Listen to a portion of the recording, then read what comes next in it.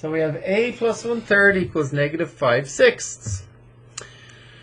Which again is just solve for a. We want to get a equals something. It's kind of like an equation like this. If you had x plus 7 equals 10, what would the answer be?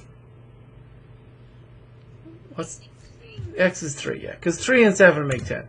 And the way to do it with our trick of adding and subtracting to both sides of the equation is we could just subtract 7 from both sides. And now 7 minus 7 is 0, and you get x equals what? 3. X equals 3, and that's correct, right? So we don't have x, we have a. We don't have easy numbers, we got fractions, but it's still the same process. We want to get the a all by itself, and there's a 1/3 being added onto it. So how do I get rid of the 1/3?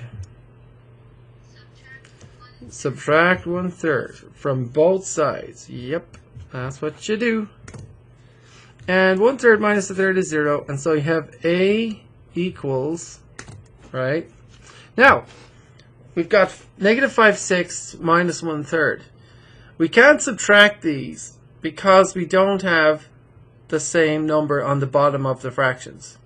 We need a lowest common denominator, right?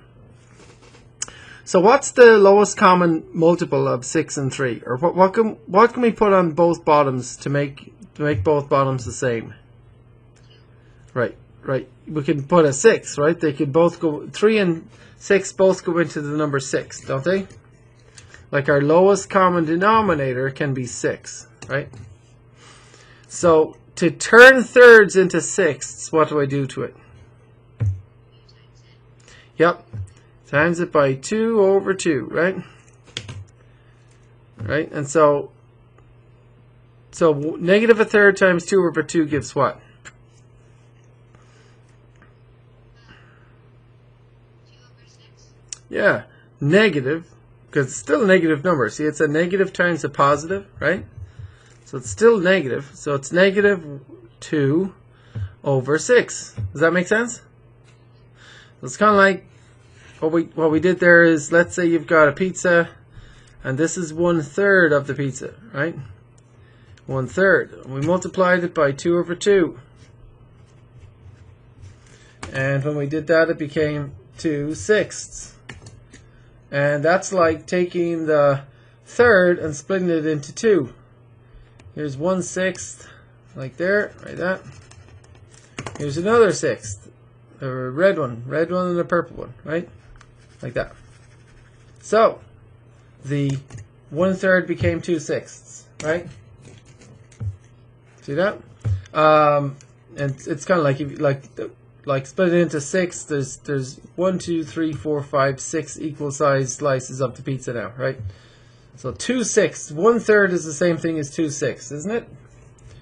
All right, 1/3 equals 2/6. All right. So on the top we have our negative 5/6. So it's negative 5/6 minus 2/6, isn't it?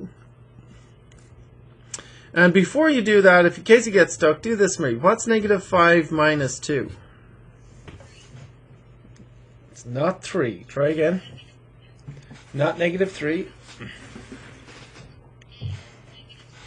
It's negative 7, because it's like saying I'm in debt by $5. Then I subtract 2, like I spend 2. Now I'm in debt by 7. That make sense? Okay. So negative 5/6 minus 2/6 is negative what? How many?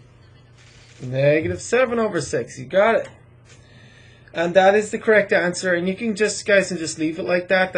I know it's an improper fraction, but in algebra, that's fine. And just for fun, I'm going to challenge you all to write that as a mixed number. What would that be as a mixed number? 1